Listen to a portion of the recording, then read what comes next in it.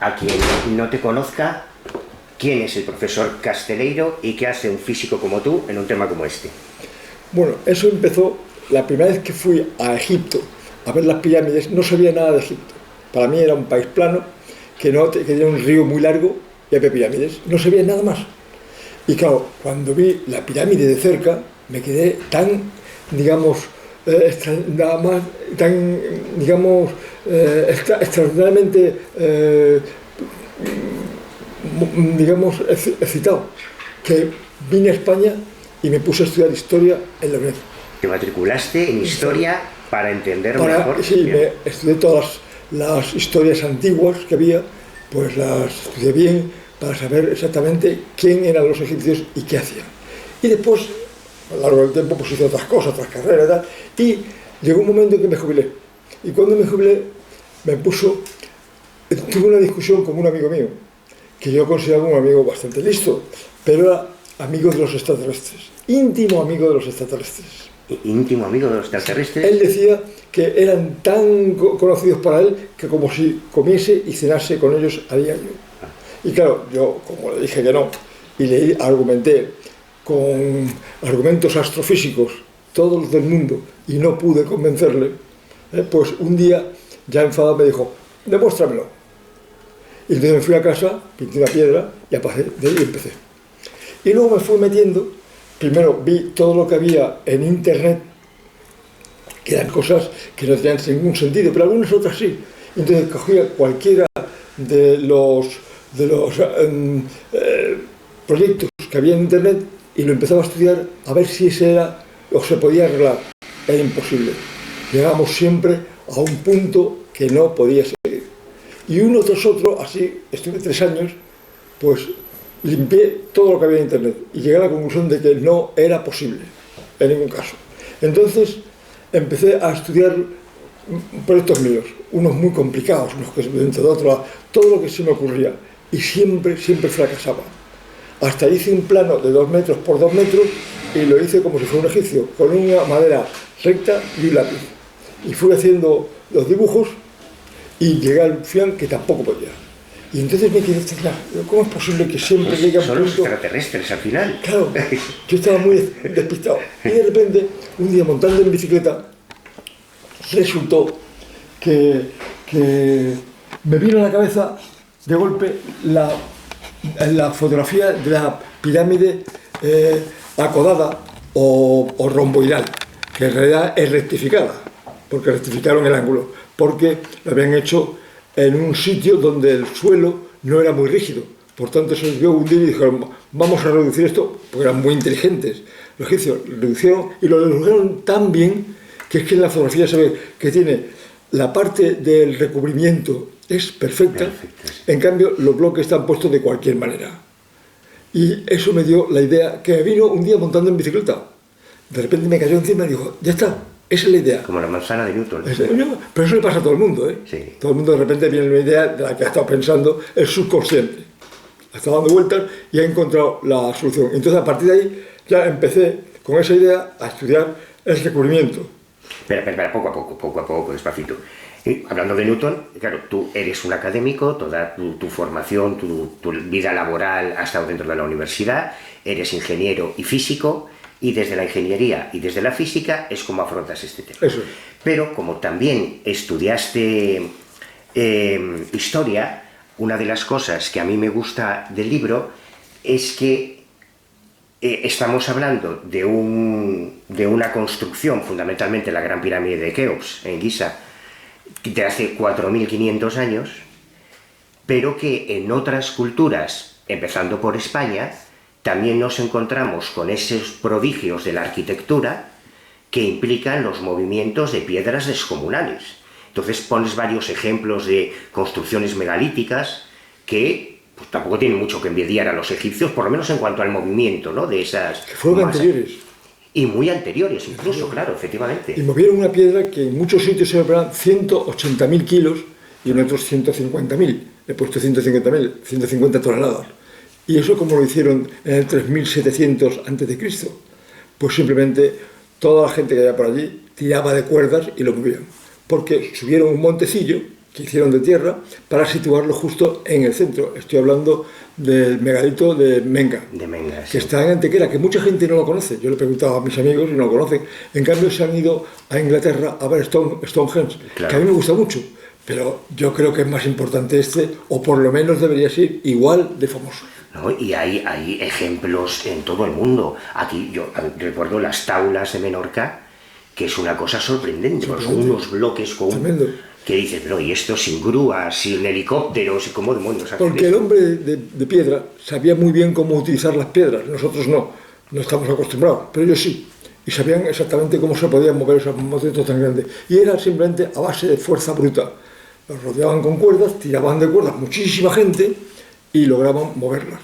Claro, lo que ocurre es que en Giza hay algo más, ¿no? Porque toda la Claro, construcción claro, es brutal, o sea, de todas las pirámides.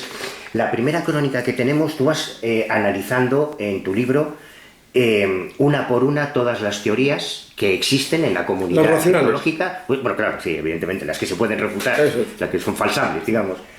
Y vas explicando que no. Así no. La primera, de luego, es la de Heródoto, ¿no? Porque fue uno de los primeros Sí. cronistas que él explicaba que se habían hecho con esta especie de... Sí, pero este es un dibujo que se hizo en 1800 y pico, Sí. que es mucho más moderno. Pero Él que lo está dejó inspirado escrito en la crónica y está, de está Heródoto, inspirado. Claro, pero es que estas grúas no son así, no pueden serlo, para levantar estas piedras tan gigantescas.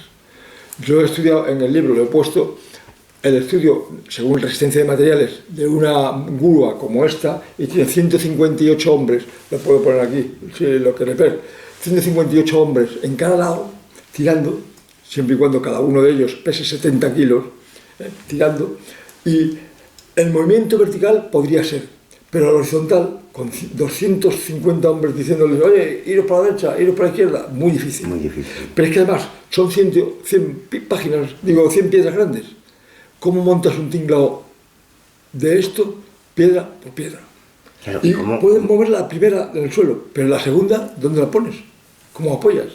Hay momentos que me han gustado mucho en el libro, porque son ejemplos que hasta un pazguato como yo los ve clarísimos, ¿no? Por ejemplo, a mí me gusta mucho cuando hablas de los grandes bloques de 60 toneladas que están subidos a 80 metros de altura. 80 metros. Y el ejemplo de un tanque Leopard Solamente Oiza. en las Torres Blancas de Madrid es como muy gráfico, ¿no? Cómo subes un tanque de 60 toneladas a esa... De golpe, sin desarmar, porque hoy día se desarma. Claro, no, estamos hablando de los grandes bloques que están al final de las cámaras de descarga. Nunca lo ha vuelto a hacer el hombre, en ninguna época. Levantar ese peso a esa altura es imposible para todo el mundo, excepto para Gemienu, que era un genio como podía ser Einstein. Y a él se le ocurrió una forma muy sencilla de hacerlo, y lo hizo. Sí, bueno, ese es el desenlace. Vamos a seguir antes con las otras teorías, porque probablemente la más conocida y la más difundida es la de la gran rampa. Sí. Una rampa que va creciendo al mismo tiempo que la altura de la pirámide Exactamente. hasta 146 metros. Absurdo. Claro, ¿qué ángulo de inclinación No, tiene es esto? que si yo pongo un ángulo pequeño de 3 grados, porque claro, no puedo poner muchos si se trata de tirar de una piedra, pues entonces me salen que esto vale 3 kilómetros. 3 kilómetros. 3 kilómetros. Pero lo importante no es eso, es que para hacer la primera terraza hago una pequeña rampita. Para hacer la segunda hago una encima. Y para la tercera otra encima. Y otra encima y son 210 rampas. Haciendo que cada una de ellas frague. O sea que como es hormigón egipcio, pues hay que dejar un tiempo para que frague. Eso no se puede hacer. Tardarías en hacer esto 500 años. Y necesitarías casi más piedras para la... Claro. Además, No es piedra porque esto es de mampostería. Claro. La mampostería son piedras ligadas con cal.